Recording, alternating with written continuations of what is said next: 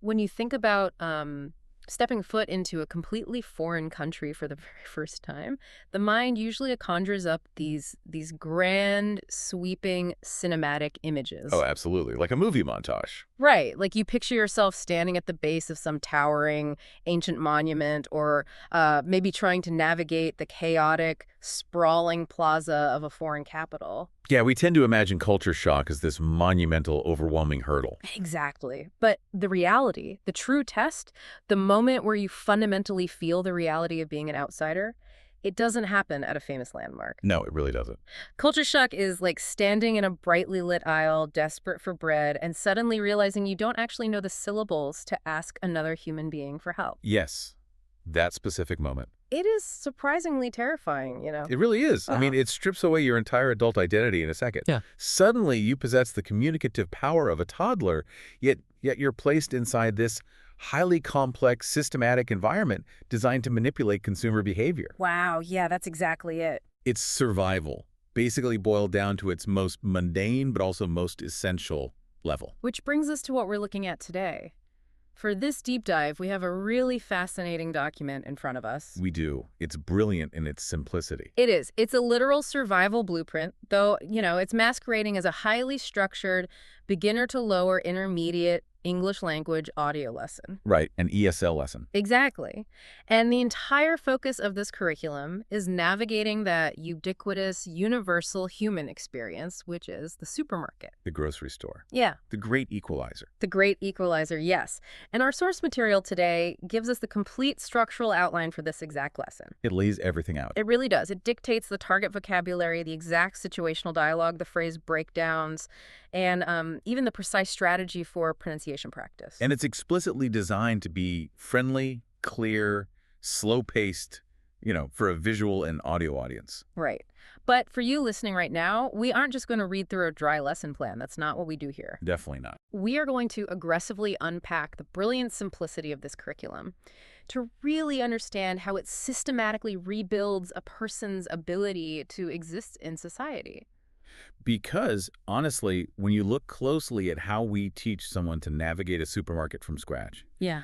you begin to see the invisible architecture of how we all interact Every single day. every single day without even realizing it. I mean, we are really looking at the foundational blocks of societal trust and spatial reasoning here. Okay, so let's unpack this. Let's start with the physical environment because before you can buy anything, you have to anchor yourself in the space. Right, you need your tools. You need the physical tools to interact with the environment. So the source material begins its entire vocabulary preview with 3 foundational terms. Just 3. Just 3. Shopping cart, basket, and aisle. And I was looking at the distinction between teaching shopping cart versus basket right out of the gate. It seems basic, right? Yeah, on the surface, it seems like redundant vocabulary. I mean, they both hold food, but choosing between a cart and a basket it's really about establishing your psychological intent within that massive physical space. Oh, that's a great way to put it. It dictates your relationship to the store's geography and its gravity, in a way. Yes, think about the physical constraints. Like, if you grab a basket, you are immediately constrained by your own physical endurance. Right, you have to carry your inventory. Exactly. You are carrying the weight that instantly limits your time in the store and the volume of goods you can acquire. You're essentially telling the environment, I am here for a specific, targeted resupply, and I will be leaving shortly. A quick strike mission. Oh. But the moment you detach a shopping cart from that fleet at the entrance, Oh, everything changes. you've surrendered to the architecture of the store. You're commanding a heavy-duty transport vehicle now. You're preparing for a major haul. Right. So teaching a beginner these 2 distinct words isn't just about giving them nouns to memorize. Not at all. It's about giving them the agency to choose their level of physical commitment to the space. I love that. And that commitment, it requires an understanding of the terrain itself. The map. The map, exactly. Which brings us to the most critical word in this entire foundational section, which is aisle. Aisle. A-I-S-L-E. A weird word to spell, by the way. A nightmare for a beginner to spell. But phonetically, so important. Notice the curriculum doesn't teach shelf or refrigerator or display. Just aisle. Just aisle. Yeah. Because the concept of an aisle represents the underlying grid system of the entire retail structure. Like the X and Y axis. Exactly. Yeah. The supermarket is not a random assortment of goods. It is a highly organized linear coordinate system. Right. And without a firm conceptual grasp of the word aisle, navigation within that space is functionally impossible. Yeah, because an employee cannot direct you to the bread if you do not understand the fundamental geographic units that the store is divided into. Precisely. The aisle is the longitude and latitude of the grocery store. But looking at the source here, there is a very strict, explicit instruction given to the creator of this lesson regarding how these vocabulary words are explained. I know exactly what you're going to bring up. It's fascinating. It says, quote, use simple explanations. Avoid difficult idioms or advanced vocabulary. Yes, a very firm rule. And I kind of have to push back on this a little bit, or at least play devil's advocate, Yeah, go ahead. because there is a massive school of thought in language learning that is totally focused on immersion. The deep end approach. Right. The idea is that you throw people into the deep end, exposing them to complex native level speaking so they get used to the real world. Because in the real world, native speakers use idioms and complex modifiers literally all the time. So why explicitly forbid advanced vocabulary right at the start?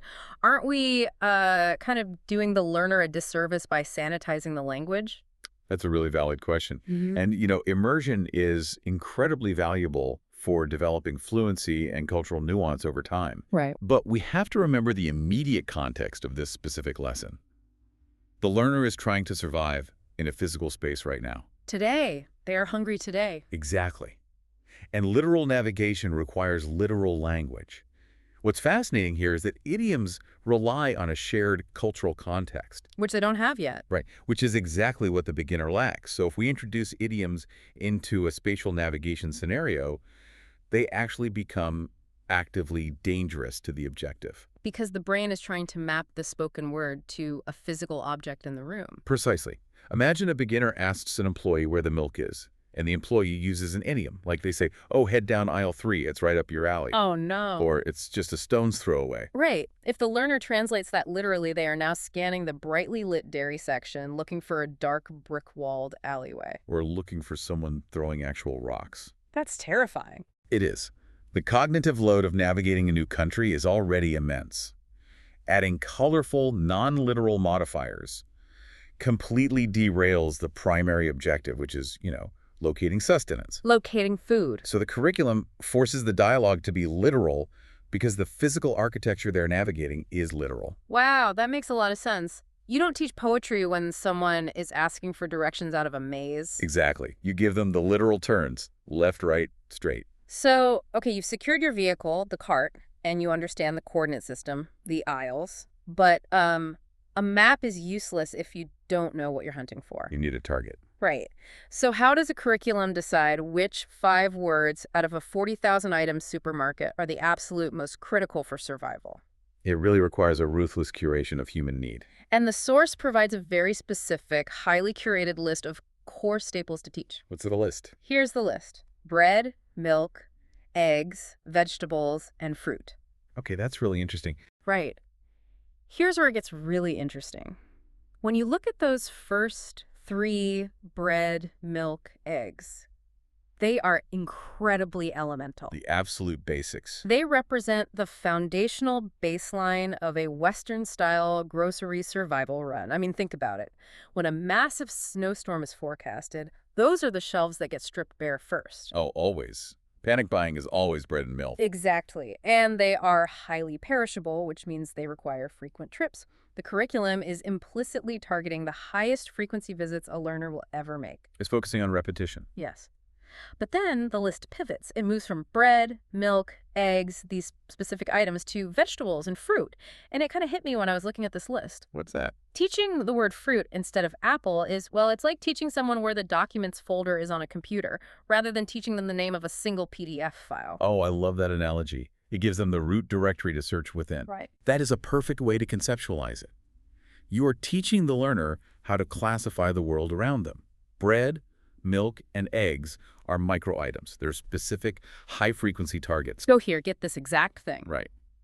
But vegetables and fruit are massive macro categories. If the curriculum only taught the word apple, The learner might be able to find the apples. But they'd be lost if they wanted a banana. Exactly. They would have no linguistic tool to ask about carrots or spinach or oranges, They'd have to memorize every single plant. which is impossible for a beginner.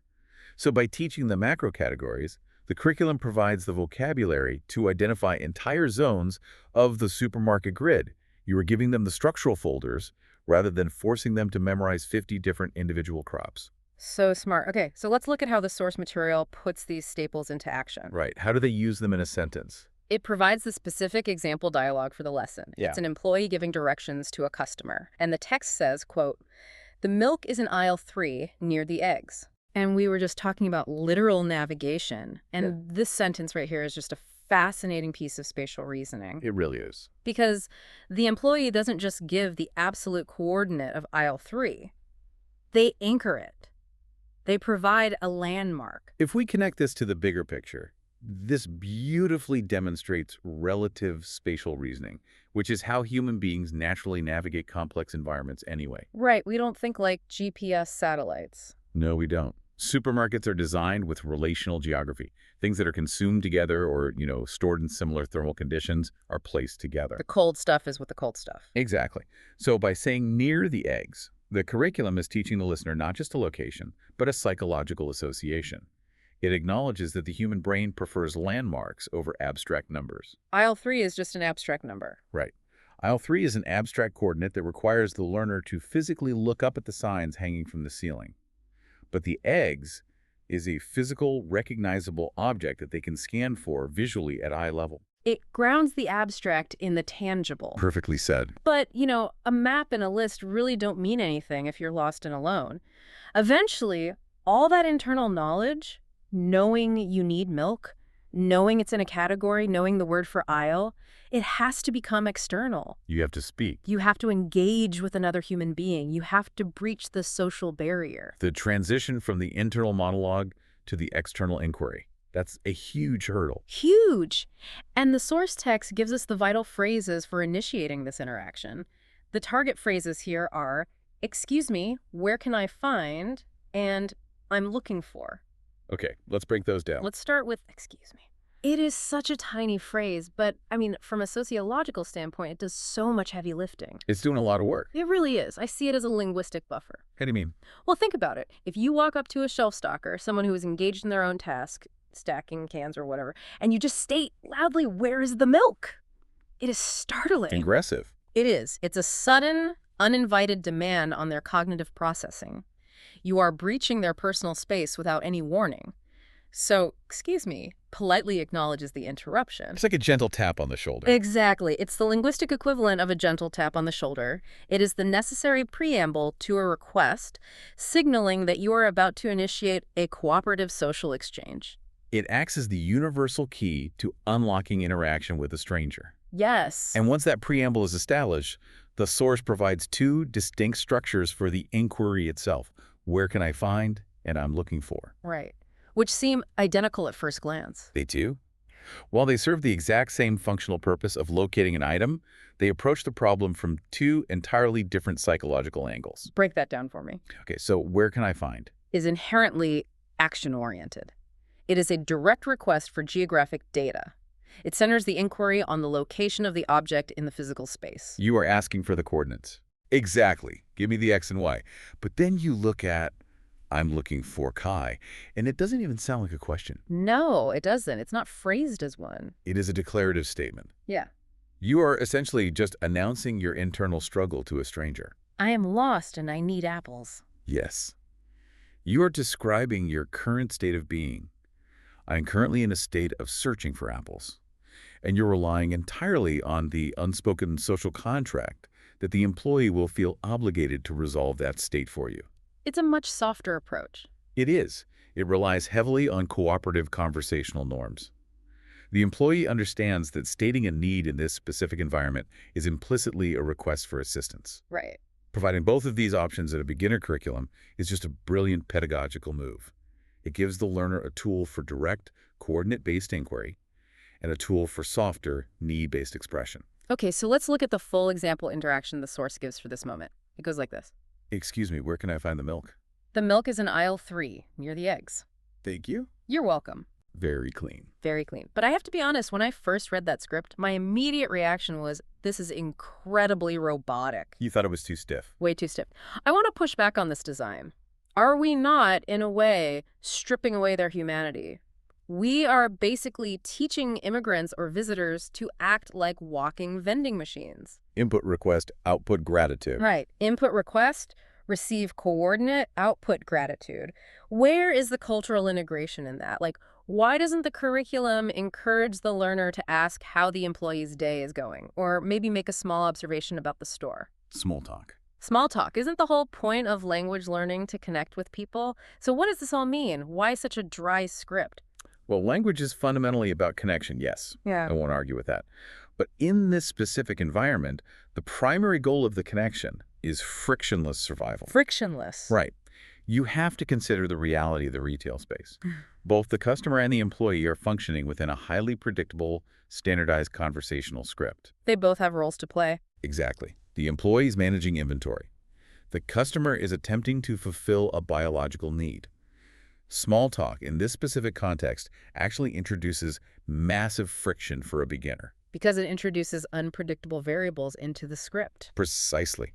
If a beginner tries to construct a complex sentence about the weather before asking for the milk, they risk making a grammatical error that confuses the employee. Right. The employee might say, what did you say about the weather? And then the script is broken. Or worse, the employee responds with equally complex colloquial small talk, like, oh yeah, it's raining cats and dogs out there. And the learner is immediately lost. Completely overwhelming their auditory processing. So teaching this dry, straightforward script is providing a safety net. It respects the time of the employee, and it guarantees a 100% success rate for the learner. Okay, I see. The dryness you're reacting to is actually a feature, not a bug.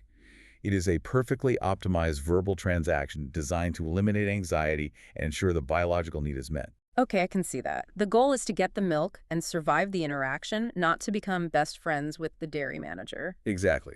Save the small talk for a coffee shop. Right. The optimization protects the vulnerable learner. So let's say the approach is successful, the cart is full, the items are found. The narrative of our supermarket journey shifts from the aisles to the final frontier. The point of maximum anxiety. Yes. The checkout counter. Oh, the checkout. The vocabulary drastically shifts here in the curriculum. We are no longer talking about locations or physical food items. We are talking about transactions, money, and finality. The business end of the trip. Exactly. The source introduces 3 new nouns: cashier, checkout, and receipt. And the key phrases change to reflect this shift in power dynamics. We have, how much is this? I'll Okay. take it. That's all. Thank you. And can I have a receipt, please? This raises an important question, though, regarding that phrase, I'll take it. It really stands out to me. It is the pivot point of the entire visit. It is. Because in the context of a retail interaction, I'll take it, functions as a verbal contract. They contract. Think about it. When you are in the aisles, you are exploring. You are evaluating. You can put things in your cart, take them out, put them back. No commitment. Right. But the moment you bring an item to the cashier, perhaps you ask, how much is this? And then you utter the phrase, I'll take it. You have moved the interaction from a state of browsing into a binding state of buying. You've crossed the Rubicon. You have verbally agreed to the exchange of currency for goods. It's a huge linguistic leap. It's the mechanism by which the learner claims ownership. And immediately following that verbal contract, the curriculum introduces what I think is a brilliant boundary phrase. That's all. Thank you. Oh, I love that phrase. Right. I love the inclusion of this specific phrase because it addresses the agonizing pacing of a checkout line. It can be so awkward. So awkward. When you are putting items on the belt, the cashier's default assumption is that more inventory is coming. They are waiting. You're watching your hands. Yes. That's all, thank you, is the signal that shuts the door on the inventory phase. It tells the cashier, the gathering is complete. We must now begin the payment phase. It's a transition cue. It prevents that terrifying silence where the cashier is just staring at you, waiting to see if you're going to pull another item out of your basket and you're just staring back. It dictates the pacing. It does. It puts the learner in control of the pace. And managing the pace is crucial because the checkout line is a high-pressure environment. There are people behind you. They're sighing, checking their watches. The cashier is timed on their scanning speed usually. Beep, beep, beep. Exactly. The environment demands rapid, clear, concise exchanges of information. The linguistic simplicity required by the curriculum matches the environmental speed of the checkout perfectly. It has to be fast. And furthermore, managing this pace leads to the ultimate conclusion of the endeavor, which is the request for the receipt. Can I have a receipt, please? See, I have a question about this. Why dedicate precious lesson time to the receipt? It almost feels like an afterthought. Really? Yeah, I mean, you've already paid. You have the food in bags. The transaction is basically over. Why is asking for the receipt explicitly taught as a foundational survival phrase? Because the receipt is the physical proof of the transaction. If we view this entire curriculum as a guide to survival skills, which we do, the receipt is the documentation of your survival. Proof of life. It proves you navigated the system successfully. From a purely practical standpoint, it provides a record of what you spent, which is vital for someone managing finances in a new economy. True, doing math in a new currency is hard. Exactly. But more importantly, it provides legal protection. Oh. Think about it. If an alarm goes off at the door as you're leaving, Which is terrifying in any language. horrifying. Or if an item is spoiled when you open it at home and needs to be returned, that piece of paper is your absolute only defense against accusation or financial loss. Wow. By teaching a beginner to explicitly ask for it, the curriculum ensures they don't leave themselves vulnerable at the very last second. It is the diploma of the grocery run. The diploma of the grocery run. I love that. You don't leave without the documentation. Never. Okay, so we've decoded the architecture, the list, the approach, and the final transaction. We understand the script and the psychology behind it all, but how does this source material actually ensure that the listener retains any of this information? Right, the actual teaching part. Exactly. It's one thing to hear us talk about it. It's another to actually possess the language in your brain. This brings us to the pedagogy itself, the mechanics of practice. How do they cement the knowledge? A text explicitly outlines a, quote, practice section. It instructs the creator of the lesson to ask the listener to repeat useful sentences. Things like, excuse me, I'm looking for apples, I'll take it. Standard listen and repeat. Standard. But there is a very specific mechanical instruction attached to this in the outline. It says, leave a short pause after each sentence. That short, silent pause. That is the crucible where the actual learning occurs. I was thinking about the neuroscience of this, because without the pause, the listener is just passively consuming an audio stream. Just letting it wash over them. Right. The words wash over them. The brain recognizes the patterns, sure, but it doesn't internalize them. But the moment the audio stops. And that 3-second silence hangs in the air. Yes.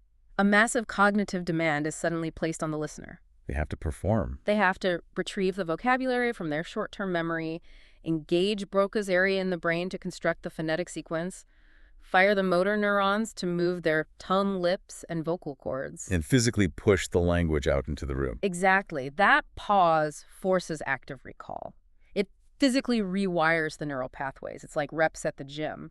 The pause is the weight. That's a great analogy. It moves the language from passive comprehension to active production. Right. And what's truly fascinating is how that rigorous demand for active production, that stressful moment of silence, is balanced by the overarching mandate of the entire curriculum regarding tone. Tone. Yes, the document talks a lot about tone. The source repeatedly emphasizes that the delivery must be friendly, clear, slow-paced, and it explicitly warns, quote, do not sound robotic. Make the final audio feel like a natural podcast lesson. See, why is the tone of the instructor's voice so critically important when you're just teaching basic, functional vocabulary? I mean, if the goal is just to memorize the words bread and milk, shouldn't a clear, computerized voice be sufficient? You'd think so, but it comes down to what linguists call the affective filter. The affective filter, what is that? The creators of this blueprint deeply understand the psychological vulnerability of an adult language learner. As we discussed earlier, when you are learning to say something as basic as, where's the bread? You are reverting to a state of profound dependence. You feel like a child. Exactly. It can feel humiliating. It is a deeply frustrating experience for a fully formed, intelligent adult mind to struggle with basic vocalization. I can imagine. So if the voice is teaching you sound robotic, cold, or authoritarian, it exacerbates that feeling of isolation. It raises the affective filter, which basically means it causes the learner to tense up, which literally blocks language acquisition in the brain. Oh, wow. So stress literally stops you from learning. Yes. But if the voices feel like patient companions... If they're warm. Yes. If the voices are friendly, if they feel conversational and encouraging, It lowers that affective filter. It reduces the anxiety.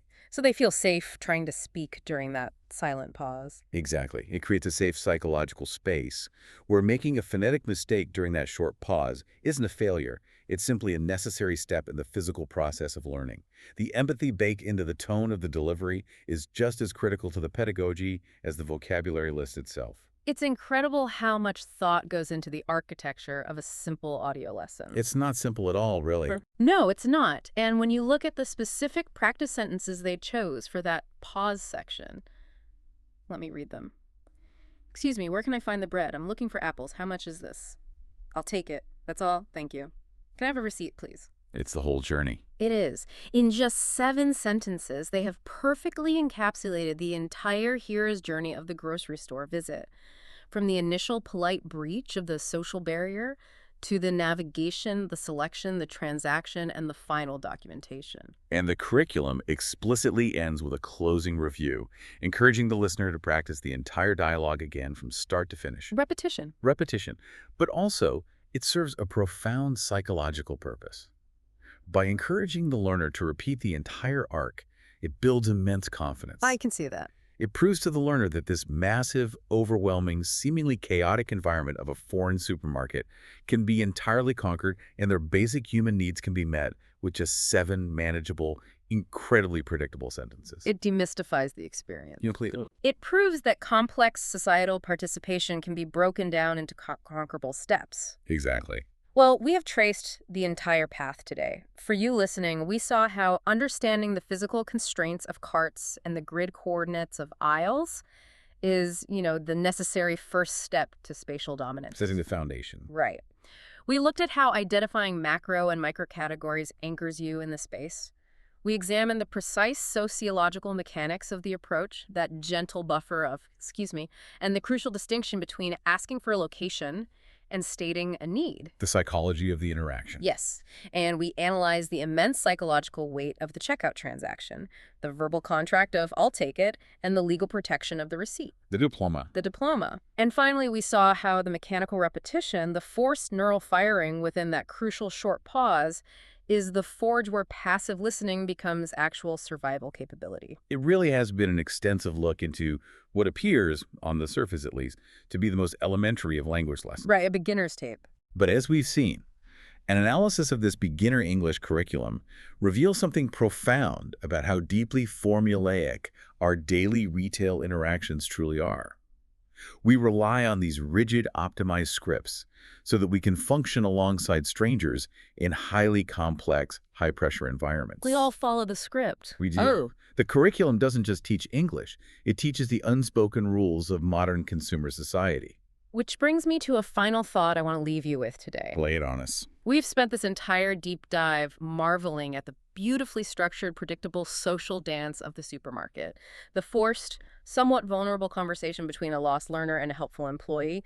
The shared social contract of, and I'm looking for. Right. But as we rush toward a world dominated by self-checkout kiosks, automated grocery warehouses, and, algorithmic delivery apps, this baseline human interaction is rapidly disappearing. It's a really sobering thought. It is, because you don't need to ask enough, where can I find the milk? And you certainly don't need to politely tell a self-checkout kiosk, that's all, thank you. The machine doesn't care. It doesn't. As the supermarket becomes a silent, automated, frictionless space, what happens to the language learner? Where do they practice? Exactly. Do we lose our most fundamental, forgiving training ground for societal trust? When we remove the necessity to speak to a stranger to survive, we might just be losing the very architecture that teaches us how to belong in the first place. Wow. Something for you to mull over the next time you find yourself standing silently in aisle 3.